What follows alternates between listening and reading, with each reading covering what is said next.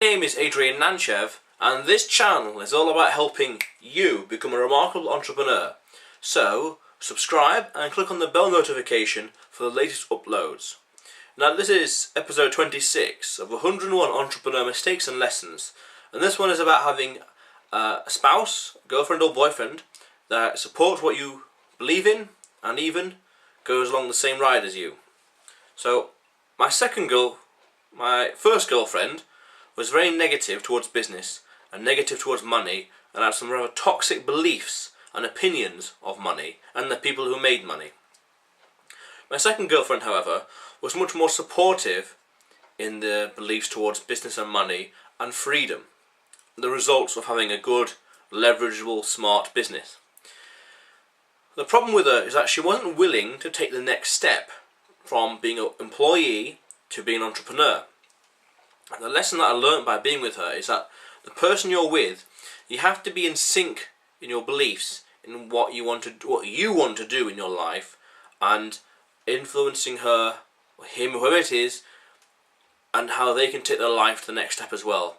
Because there's no point in one of you wanting to take a 6-month holiday twice a year because the money you make in your business and the time freed up as a result of that business, and yet the other partner can't have as much free time because they're too engrossed in working 9 to 5 for somebody else, 5 days a week, 7 days a week. I knew someone who worked 7 days a week, all the time for somebody else.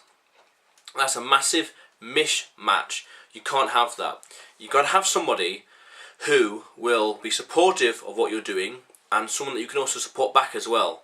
If they can support you in your endeavours, in your entrepreneurial business endeavours, and you can support and encourage them in their endeavours as well, then you're helping each other. It's exponential growth because you're both supporting each other's goals and desires.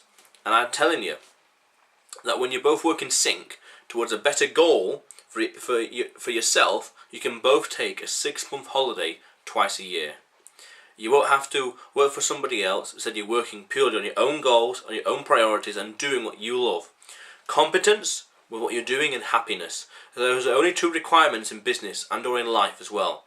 Whatever you're doing, you must be happy at it. This video, writing books, building a hemp business, I'm happy at it. I'm happy to do it. I love what I'm doing. Otherwise it's stress, it's an emotional requirement. If I don't love what I'm doing, and if you don't love what you're doing, it's going to drag you down. The other requirement is competence. You've got to be competent at what you're doing. You've got to be able to see the results. You've got to be efficient. You've got to be scalable. You've got to actually perform and do the tasks.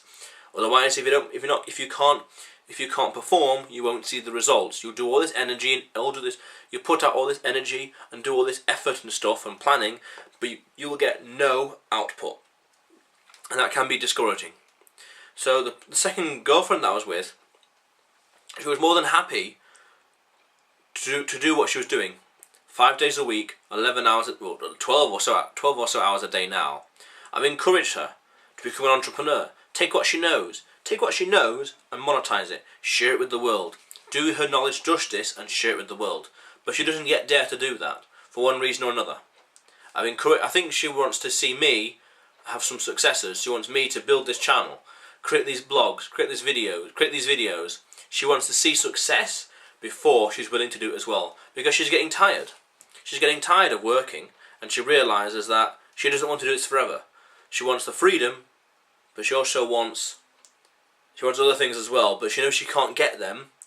Perhaps subconsciously and in her mind, she realises she can't get them doing what she's doing now. You see, a formal education will make you a living, but self-education will make you a fortune. A lot of people out there are just content to do 9 to 5, but they have big dreams or big aspirations. But they never realise that doing 9 to 5, that playing that game, will not get them these goals, will not get them this aspiration. People want to do big things and achieve big things in their life. For example, having a holiday home, but they don't fully realise that rather than working for somebody else, nothing inherently wrong with that either. But if they want to achieve their goals, especially financial goals, there are often quicker ways. An employee, here's something for you, an employee starts off from day one, they start off overpaid. They've got a job, they're happy, they're ecstatic, they're going to get an income. They commute to work and blah blah. They get an income, and from day one also, the entrepreneur is underpaid. He's starting from scratch. He's got no community, no awareness, no attention. But over time, the entrepreneur is overpaid and the employee is underpaid. The entrepreneur, through persistence, through strategy, pivoting, learning new things, and consistency and persistency, they grow their business. They have rewards. They have more customers than they know how to handle. So they might need to hire people. They become overpaid because of leverage. They do more with less, and the employee becomes underpaid. They start to resent their work. They start to be bitter. They don't like the job. Don't like the boss. They want to be fired, or they want to do something else in their time. And this is how I felt. I worked at somewhere. What are we in now? June. About 2 years ago, roughly, I worked in an office. Day one, week one, it was great. Over time, it started to wear down at you and wear down at you, and it's not as fun. But the employee becomes underpaid, underappreciated. And the entrepreneur, because they learn from their mistakes, they become better. They're pivoting, they're tweaking, they're making refinements. They go overpaid in a good way, because the more you bring to the marketplace, the more benefit you give to the market, more solutions you bring to the market, to the world, they're going to reward you in proportion to the difficulty of the problems that you solve. So the thing is, this girlfriend was unwilling to go from an employee to an entrepreneur, but she had all the other qualities that was ideal for a wife, and very motherly as well, which is very nice, beautiful. But she was unwilling to take the next step. So you've got to be with somebody who is in sync with you and is syncing your priorities when it comes to entrepreneurship, business, finance, money, etc., etc. You get compatible. We did a personality test about a year ago, and there's top 50 recommended careers of myself and herself.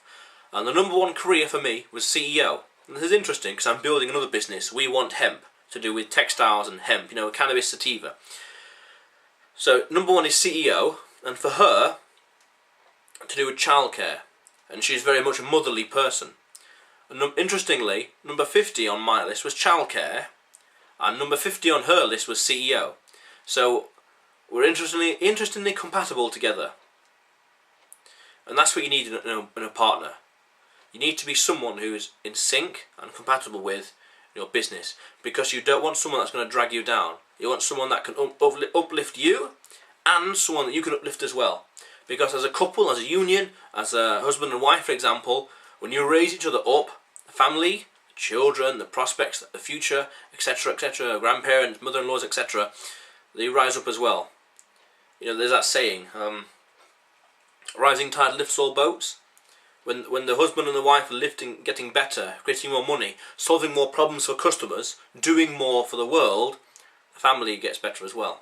But if only one does it, and one's dragging them down, this one's always increasing money or wealth, or aspiring and doing more and being more, and this one is staying still, not doing anything, so dragging them down. This gap gets bigger and bigger, and sooner or later this one will be annoyed, because you're doing all this work and this one is only reaping the rewards and doing nothing, and maybe even sometimes even slagging them off, or disrespecting them, dissing them, disrespecting them, or by saying it's bad or negative or things like that. But this chasm, this distance here, will be a problem over time. So you've got to be with someone who's willing to join you on your entrepreneur journey. You've got to be with someone who's willing to learn, to test themselves, to argue against themselves just as easily and just as much as you do. You've got to be with someone that's willing to expand their comfort zone, be happy and competent with what they're doing.